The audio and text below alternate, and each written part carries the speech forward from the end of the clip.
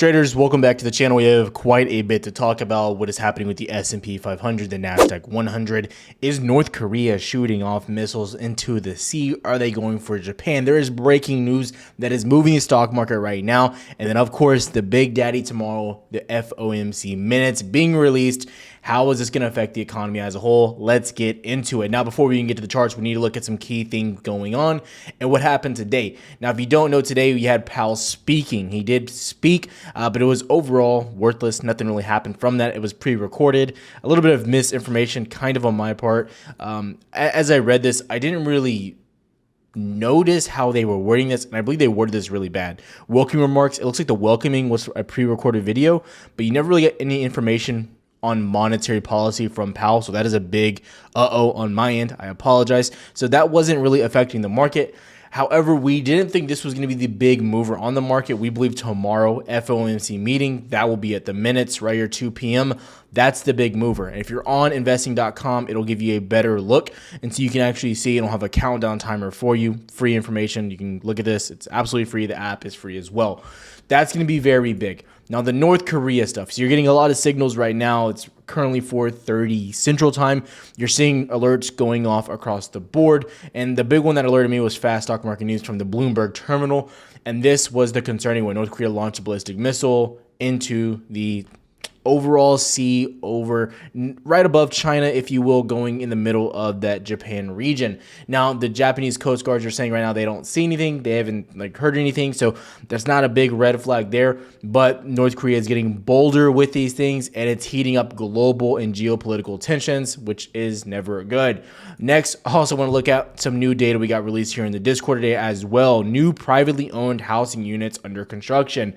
This is the big thing with the housing bubble, if you will. Privately owned houses, it's going through the roof, and you're above previous 2006 and 2008 highs, which obviously caused the housing bubble back then.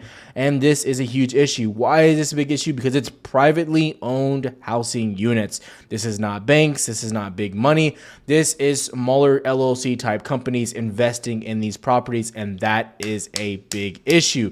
This is a huge remark. Shaded areas indicate U.S. recessions, and look, you are quite heating up right there. It's getting very big. So 2020, that's considered a recession, but we all know it was not. They don't count 2018 because you didn't even slow down here, but look at really what's happening. So looking at what's happening now, it's another top tick symbol, and it's really concerning. Going over to mortgage rates, look at here. We topped out at roughly 5.64 on a national average, and you're coming back down. This is overall good. You're at 5.3, but you're looking for some slowdown like you saw right here, and then boom, you shot back up, because everyone knows what happened right here before you shot up. This is when we started raising our rates, and guess what? Raising rates right around the corner. It's going to be happening once again very soon, but we got to get back to the key information. What are stocks doing? Now, we have a lot to talk about specifically here with stocks, and today I'm also going to mention a little bit about Bitcoin as well, so stay with me. But you're looking at this overall trend. This is the big concern on the S&P, and this is what I am in particular looking at. So if you can come to this range, this is the ultimate short position to get into, in my opinion. If you get above 403 to 404, you're looking bullish, but again, you cannot reach that range. And you're also making lower highs in this region as well, and you cannot break out of this trend, and you continue to get rejected. Now, today you saw a lot of downside movement into the beginning of the day right here, instantly shooting you down. This was kind of area to make tons of money in the put department. In Discord, what we were looking at personally, going back over here, you can see we were looking a lot. J Ream was really heating up this morning. He had a lot of QQQ calls coming at the dip right there, but he traded Tesla puts all the way down. They went absolutely insane. Personally, for myself, I was looking more at Amazon, and then I got Tesla near the end of the day as well. Got out before you started getting this massive push back up. But you're looking at a lot of these stocks, and what's really happening here? What's really going on with these stocks? They're getting hammered. Look at Tesla. Continuous. Higher lows, boom, breakdown. Breakdown, flag, flag, flag on repetition. Looking at Amazon, these big names are getting heated and they are getting hurt. Looking at S&P, I mean, you're getting love here, you're bouncing here, but it's not reflecting on the big names. These big names continue to get hammered. Look at something like Google, absolutely destroyed, and you're coming back into these type of plays, and it's nothing but concern. Also, if you're not following on Twitter, go and do so. look, yesterday, I'm trying to help you guys out as well, showing you key setups in place. Coming back here, this is just one of them.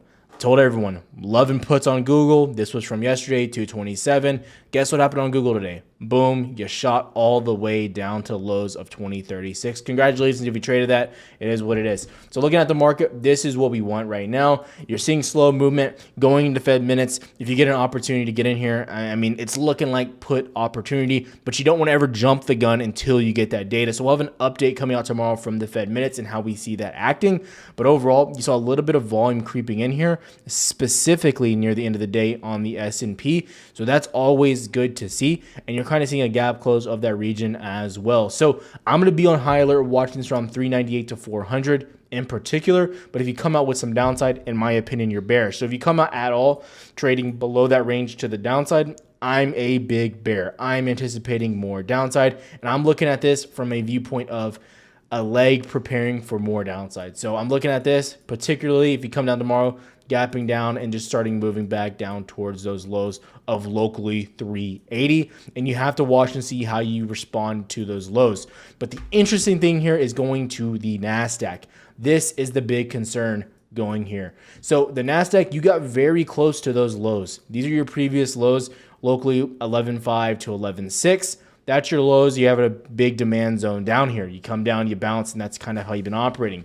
Looking at SPY, look at how much more room. You have basically 10 points of room or leeway from that range to get back to 380. On the Nasdaq, you were very, very, very close. You were right there on the cusp of testing and breaking those lows. So tech, this is why you're seeing something like Tesla, Google really getting hit right now, because the Nasdaq is very weak in comparison to something like the SPY. So looking at this, to me, everything's still very weak. Yeah, you're not breaking above key levels. You're making lower highs, and you're trying to make lower lows as well. You did have a little bit better volume, as you can see right here, compared to yesterday, which you had pretty terrible volume at the end of the day. So that is overall good news that you saw a little bit better volume going into today. But I am not buying this right now. I am still looking at this with the glass half full and preparing for more downside. Now, does that mean I have puts right now?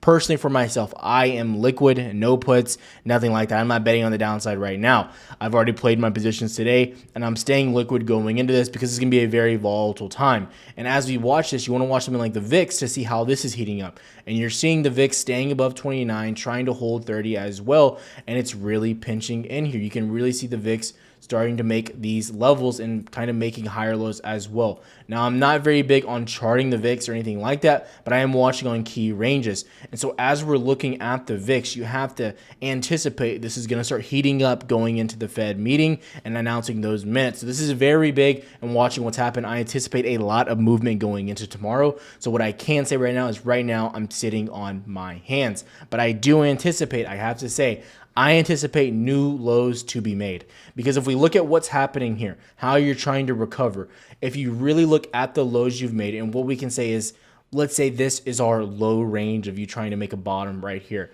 If we go all the way back to locally back to those March ranges where you made those lows back in March, look at how you're acting in those ranges there. You made a bottom locally in this area, but look at how you recovered. It was a straight V recovery all the way back to the upside. And really, if you're managing this, that's almost a whole week and a half area.